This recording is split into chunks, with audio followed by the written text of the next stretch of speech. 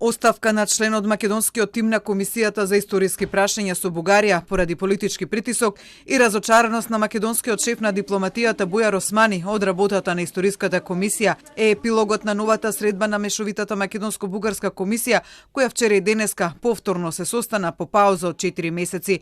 Професор доктор Ванчо Ѓорѓиев, член на комисијата, денеска преку соопштение информираше дека се повлекува од македонскиот тим поради политичко влијание врз комисијата, но и поради носење на препораки во комисијата без консензус. Во последно време имаше отворени обиди за политичко влијание врз работата на комисијата, што кулминираше во текот на првиот работен ден, 21.10.2021 година, на 15-тата редовна средба преку директно мешање во стручната работа од страна на висок функционер во МНР. Ѓорѓиев при тоа наведува дека поради такво двојно водство на македонскиот дел од комисијата не бил почитуван принципот на консензуално носење одлуки. Нагласувам дека изготвените и разменети предлог идеи, донесени и разменети во текот на вчерашниот ден од страна на македонскиот дел од комисијата за препораки за учебниците за 7 одделение за македонските учебници, се без моја согласност. Според него искажаните ставови на другите членови на македонскиот дел од комисијата на последната средба вчера и денеска не само што се во спротивно со усвоената резолуција од страна на македонското собрание во јули, туку дека се во спротивности со македонските национални интереси. Министерот за надворешни работи Бујар Османи пак отврли какво и да е политичко интервенирање во работата на комисијата од страна на министерството, но рече дека ќе ги испита наводите на Ѓорѓиев. Според него, вчера комисијата разговарала за апсолвирано прашање за текстот за цар Самуил, кој бил договорен пред 1 година, за тоа дали тој треба и како да се препорача за учебниците. За жал нема ништо договорено вчера и тоа повеќе ме вознемирува отколку дали еден член поради различни причини се повлекол. Најважното во моментот е дека немало прогрес и немало договор за ниту една препорака вчера по однос на учебниците. Османи при тоа вели дека пак тој е разочаран од работењето на комисијата. Дека сум разочаран дека не прифатија да ја одржа средбата со физичко присуство, туку со онлайн средба, да, сум разочаран. И јас планирам да преземам мерки во овој дел.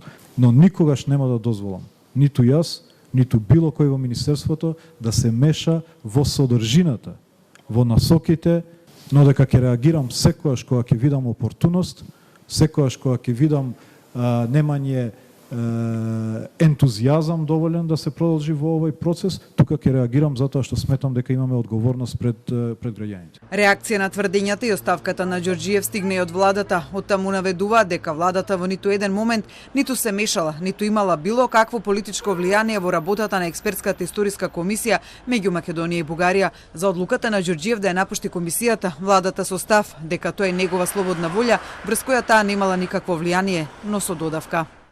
Сметаме дека со тонот, инсинуациите и тајмингот избран да се пласираат невистини, професорот Ванчо Ѓорѓиев си дозволи да го искомпрометира сопствениот научен интегритет и да пласира политички пораки кои немаат никаква врска со реалноста и работата на заедничката експертска комисија за историски и образовни прашања на Северна Македонија и Бугарија. Од комисијата пак изненаденост од тврдењата кои ги изнесе Ѓорѓиев, за кого вела дека заедно 3 години посветено работеле за постигнување на добри решенија за надминување на спорот. Истовремено сакаме да потенцираме дека научните принципи во работата на комисијата биле се и ке останат непроменети и дека не постои никаква основа да се тврди дека постои нов принцип на работа, ниту политички притисок од МНР, владата или политичките партии.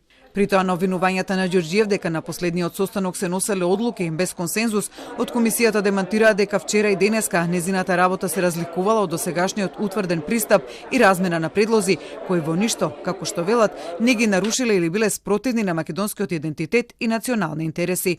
Комисијата и покрај оставката на Ѓорѓиев денеска продолжи со својата работа, што според шефот на дипломатијата не е никаков проблем, иако форматот на комисијата по 7 члена од секоја од страните е утврден при формирањето на комисијата.